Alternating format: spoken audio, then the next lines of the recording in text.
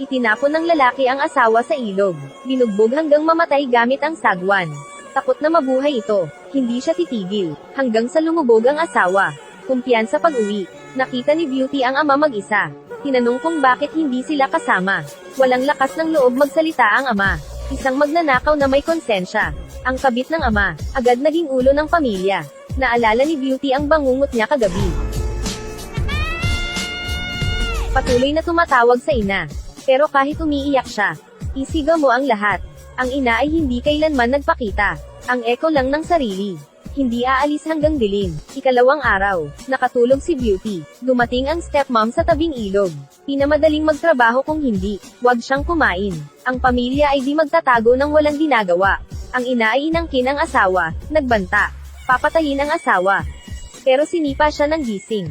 Galit na sinugod ang kanyang asawa. Kung hindi ako mabait, kumbinsihin ang asawa na kunin ang mag-ina. Namatay sa gutom sa kalye. Sakali ng asawa hanggang mamatay.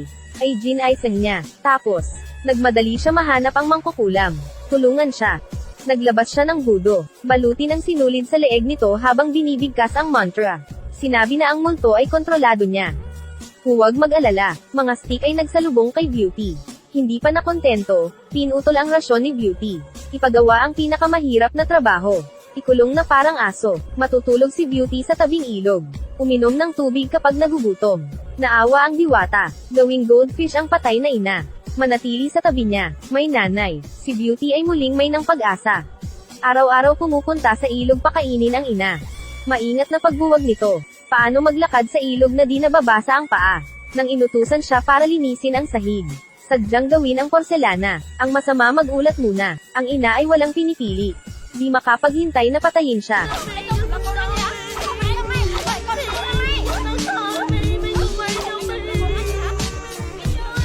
Palaging pumipikit si tatay. Para makasama ang nanay ko. Tahimik ding naghihirap si Beauty. Hindi siya pinaburan ng Diyos. Sumunod ang magkapatid at natuklasan ang sikreto ni Beauty. Kaya sinamantala ng kabot, hayaang magsuot ng magagandang damit.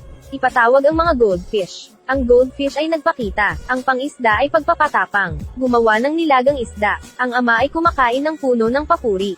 Pinuri ang masarap na luto. Bumalik lang si Beauty. Ang mag-ina ay malakas na sinabi. Ang sarap talaga ng goldfish. Biglang naintindihan ni Beauty. Tumakbo at tawagan ang ina. Hindi nagpakita ang ina. Ang pato ay nagdala ng buto ng isda. Hindi alam ni Beauty kung ligtas ang ina. Tahimik lang ibaon sa lupa. Nagugat ang mga buto ng isda at tumubo. Kinabukasan ay naging puno ng talong. Nakasabit ang kumikinang na prutas. Hindi na nagugutom si Beauty. Natuklasan na maaaring kainin ng hilaw ang talong. Muling bumunot ng talong ang kabit. Tinagtad ang mga ito. Gumawa din ng mesa sa talong. Kakaiba ang asawa. Anong klaseng talong ito? Maaari itong kainin ng hilaw. Pagkatapos ng isang kagat, nalaman ni Beauty na ang talong ay naging dumi na. Ninakaw ng kuting ang natitirang mga ugat ng puno. Gamit ang mga aral na natutunan. Itinanim lang ito ni Beauty. Para protektahan ang ina, nagbabantay lang siya. Ang puno ay umuugat muli sa gabi. Lumaki ito at naging isang malaking puno. Sana hindi makita ng stepmom ito. Ang babae ay naging money tree. Manatili sa tabi ang anak. Nakita rin ng dalawang anak. Na babae ang eksena, planong ihukay. Ang asarol ay natamba ng isang alon ng liwanag. Ngunit hindi siya naniniwala. Pinaglaruan ko ang sarili ko sa palad ko. Hindi kita mapipigilan. Pero nang bumaba ng asarol, napatalbog ulit. Bumagsak pababa, takot na takot ang mag-ina. Bilis tumakbo. Tumakbo ng ilang hakbang. Hinayla ito ng isang hindi nakikitang puwersa. Si ina ay nakagawa ng napakaraming malupit na bagay. Takot sa rape na uuwi ng gabi para mag-higanti. Nagpatulong sa mangkukulam. Misteryosong nagsalita ang bruha. Itinuro si Xiaohua. May itim na usok. Sinabi sila ay nahulog sa kasamaan. Mabilis na inilabas ni nanay ang lahat ng ipon sa bahay. Para hindi magutom, inutos ng ina si Beauty na magtinda. Nabangga ni Beauty ang prinsipe sa kalsada. Nang mamitis ng gulay, naakit siya sa kanyang kagandahan. Bumalik sa katinoan pagkatapos ng tawag ng guard. Para malaman ang bahay niya. Sinadya na bumili ng pagkain ang mga bantay. Nakastok sa likod niya pagka-uwi niya. Nalaman mas masahol pa siya sa aso. Isang perpektong Cinderella, habang naglalaba sa tabi ng ilog. Kunwaring approachable, pero maingat si Beauty sa pagsasalita. Mga mata puno ng kalungkutan. Inaalala ng prinsipe ang nangyari. Sorry po, ayos lang, tutulungan kita. Mga gabing walang tulog kaugnay ng kanyang sitwasyon. Isang araw, nagpapanggap na pulubi. Pero pinuna siya ni Xiaohua. Hindi mo ari nang walang alam. Kahapon isang magandang babae, sobrang init ngayon. Mag-isip ng labis. Lumapit ulit siya at naghintay. Nakita ang maamo at eleganteng dilag. Na-realize niya lang, di makapaghintay na magtapat. Nakita rin ni Dehuo Xiaohua ang eksenang ito. Sinabi sa ama. Sinabi na nakikipag-ugnay sa lalaki. Pinulot ng ama ang kahoy na ugat at pinalo. Para pigilan ang ama, ikinwento ni Beauty ang pagpatay ni stepmom sa ina niya. Di alam kung anong ginawa ni stepmom sa tatay. Wala sa kanyang panig. Lumalakas pa. Bawal siyang lumabas. Sa oras na ito, nalaman ng prinsipe ang magandang. Alalahanin ay ang kanyang ina. Sana makasama niya si Beauty sa palasyo. At pangakong aalagaan siya. Sobrang nasiyahan ang ina. Nang makita ang prinsipe sa kanyang harapan. Ikalawang araw, dinala mga guard para ibunyag kanyang pagkatao. Magpakasal kay Beauty. Nang malaman siya ang prinsipe, nagkamot sila ng ulo. Sana magbago ang isip ng prinsipe at pakasalan siya agad. Nais lamang ng prinsipe makita si Beauty. Galit na galit ang magkapatid. Maganda naman ako, napakabulag ng prinsipe. Pakasalan ng isang walang ina na bata. Galit na galit din si nanay. Nakawin ang mga haligi sa araw ng kasal. Hayaan si Xiaohua ang pakasalan sa halip na siya. Sunod na araw, dumating na ang welcome team. Naghihintay ang mag-ina. Nagmamadali umuwi. Magplano bago sila dumating. Gawin ang lahat ng pagsasabwatan. Hindi ko alam na sila na. Si Xiaohua, na nabigong magtagumpay. Sa kanyang panlilinlang, ay labis na nagalit. Sisihin ang nanay dahil hindi pinayagang magtinda. Hindi na-enjoy ang kayamanan para sa sarili. Nagsisisi sa sinabi ng nanay. Upang makilala ang prinsipe, pumupunta siya sa palengke para magbenta ng gulay. Ang perang nabili niya ay hindi pambili ng bigas o asin. Bumili ng sarili ng alahas. Inis din nito ang ama. Sa harap ng ama, hindi niya ito sineryoso. Hindi naman ako nagkakamali. Ang mga babae ay hindi nagbibihis. Paano maakit ang isang phoenix? Sabi ng ina na tama siya. Layawin mo pa siya. Sabay-sabay. Si Beauty ay pinapaboran ng prinsipe. Akala ang sarili ay nagdusa. Nainggit sa mga kabit na nanggaling sa prinsesa. Nagplano upang mapupuksa siya. Isang gintong puno ang lumutang sa palasyo. Natigilan ang lahat. Pinuri nilang lahat ang pambihirang larawan. Iniisip ng prinsipe na ito ay regalo ng Diyos. Inutusan ng ministro na hintayin itong mahulog. Handang bumagsak ang gintong puno. Inutusan ng hari na patugtugin ang plauta. Ang gintong puno ay walang balak na mahulog. Hanggang lumitaw si Beauty. Dahan-dahan nahulog mula sa langit. Ganoon karangyang do, mamahalin siya ng prinsipe. Tawagin siya agad ng prinsesa. Nagdulot ng inggit sa mga babae. Sasamantalahin siya bago makatapak. Tanggalin ang tinik na ito. Sa gabi, ang pangalawang prinsesa ay nagloloko nagpanggap na may sakit. Bilang koro ng prinsesa, dapat bisitahin si Beauty. Pero hindi niya lang alam. Hinampon sa kalagitnaan ng laro. Pagkalabas ng pinto, may pumasok na nakamaskara. Ibuhos ang pulbos sa tsaa. Gayunpaman, di makapaghintay mamatay si Beauty. Nasabi na ang conspiracy chapter sa dilag. Nagalit ang mga prinsesa. Kaya hayaan ang mangkukulam. Nakulong si Ina sa gintong puno. Saktan mo siya. Ang katawan ay unti-unting mawala. Nang walang katitisyorin ng ina. Baliw ang pangalawang prinsesa. Habang walang tao, pumasok sa kwarto at masindak si Beauty. Bituhin ang isang gwardya. Gagawa ng larawan ang dalawang tao. Mga bagay ay nangyayari ayon sa kanyang plano. Magpatuloy sa maayos na paraan. Handa na. Hindi makapaghintay magsumbong sa prinsipe. Na aksidente ang prinsesa. Akala na magandang palabas. Isang Cheng Yaojin ang napatay. Magaang ambisyon. Nagkagulo din. Gustong turuan si Beauty ng mabuti. Paano kumilos sa palasyo? Isang salita, may sampal. Mamamatay si Beauty. Buti na lang dumating ang prinsipe.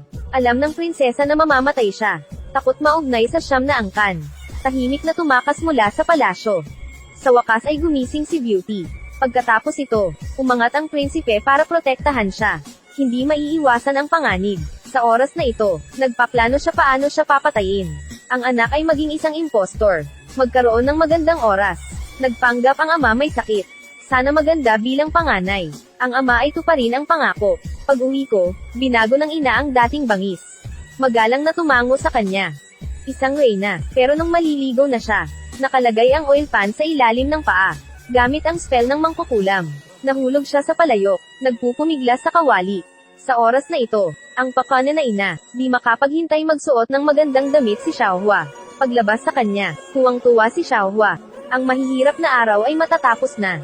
Sabik na sabik, walang makakakilala sa'yo sa itsura mo lang. Pero galit na galit si Dehua. Bakit di ka sa palasyo mag-isa? Kundi isang tamad na ate. Napag-alitan siya ng kanyang ina.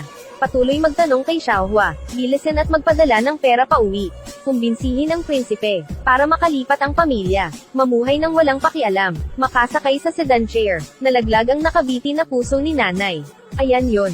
Dinala ni Xiaohua ang pamilya pabalik sa palasyo. Immortalidad. Buong araw, sinisigawan ang mga katulong. Kumakain o hindi, ginagawa o di ginagawa. Matagal nang nakalimutan ang tiwala ng ina. Hindi makatulog araw-araw. Tamasahin ang pribilehiyong ito. Ngunit ang gintong puno ay nagsimulang maglaglag. Nagsimulang magduda ang prinsipe. Sa oras na ito, isang kanaryo ang lumipad sa kung saan. Mahulog sa mesa. Sabihin sa prinsipe na siya si Beauty. Pinatay ng stepmom, ay isang mabait na diwata. Lumipad kasama ang alaala, ngunit matigas si Xiaohua. Siya raw ang tunay na reyna. Sino ang makakapagpabuhay sa gintong puno? Sino ang tunay na prinsesa? Hindi nagsisisi si Xiaohua. May hawak na maswerteng puso. Peking sigaw sa gintong puno. Ina, nanay, iligtas mo ang iyong naghihirap na anak. Mabuhay ka ulit. Ang puno ay walang malasakit. Isang kanaryo lamang ang maaaring gumising. Inutos ng prinsipe na parusuwahan si Xiaohua. Ibalik sa ina niya. Hindi niya alam. Akala nagpadala ng mga gintong ingat. Masayang buksan. Sa hindi inaasahan, ito ang laman ng anak. Heartbroken. Ito ay sariling gawain. Sa palasyo, si Beauty ay pinangangalagaan ng tagapaglingkod. Iniwan bilang kanaryo, mahal pa rin ng prinsipe. Sa paligid nito buong araw, nagalit ito sa pangalawang prinsesa. Hindi madaling maglakas loob, bakit makipagkompetensya sa sarili ng ibon? Kaya't ang alipin ay pinaalis. Samantalahin na ipak ang kanaryo. Gagawa ng masarap na inihaw na buong ibon. Matapos patayin ng stepmom, maging kanaryo at lumipad pabalik sa Prince Heights. Ibinagsak ng selos na pangalawang prinsesa. Balak gumawa ng barbecue, nang matapos ang utusan ang katulong. Sinamantala ng kanaryo para makatakas. Tinulungan ng isang daga, naghahalongkat ang dalawang katulong. Halos oras na ng hapunan. Wala pa ring canary, natatakot na masiraan ng ulo. Nakahuli ng ibon para palitan ito. Di alam ng prinsesa, akala niya kinakain niya ang canary. Makakaupo na rin sa likurang upuan. Matamis ang hangin. Naluluha sa tuwa. Sinamantala siya ng isang daga para matulog. Kinagat ang ilong niya. Dati, mas gusto niya ang kagandahan ngayon. Iutos sa guard na sunugin ang butas ng daga. Pero kahit ganon, hindi mababago ang sitwasyon. Nakikitang namumuo ang ilong. Pinalabas mga tagapaglingkod upang maghanap ng isang na doktor. Napaka-espesyal din ng medical method ng doktor. Matapos siyang bigyan ng tableta, pinalo ng patpat, upang makamit ang epekto na resulta. Pinahid ito sa kanyang ilong. Hindi pa rin naghihilom ang sugat. Namumula agad ang mukha niya. Di napigil ang magalit ang pangalawang prinsesa. Natigilan ang doktor sa natanggal ang belo. Ito pala ang pinakamatandang prinsesa. Bigla siyang natauhan.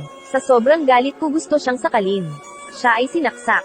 Ang kanaryo ay muling nag-transform bilang diwata. Malayo sa mga alitan sa korte. Ang baby sa tiyan ay inilagay sa lotus ng diwata upang mapisa.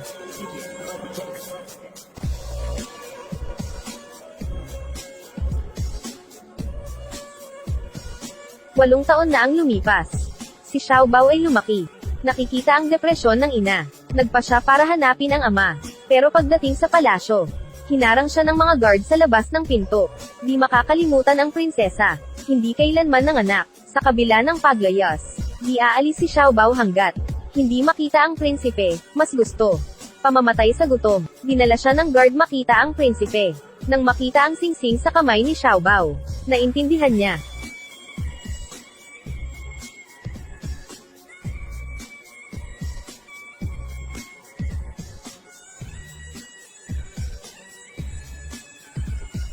Sa pamumuno ni Xiaobao, dumating ang prinsipe sa kakahuyan. Ang mood sa oras na ito ay hindi maipahayag sa ilang salita. Sa basbas ng karamihan, ibalik siya sa palasyo. Ibalik siya sa palasyo ng maganda. Sa wakas ang pamilya ay muling nagkaisa. Alam din ng ama siya may kasalanan. Hirap matulog araw-araw. Pumunta sa tarangkahan ng walang kamatayan. Bumawi sa mga pagkakamali. Naging daga na rin ng kalye si stepmom. Maghihiganti ang masama, at si Dehua sa wakas ay namatay sa gutom sa daan.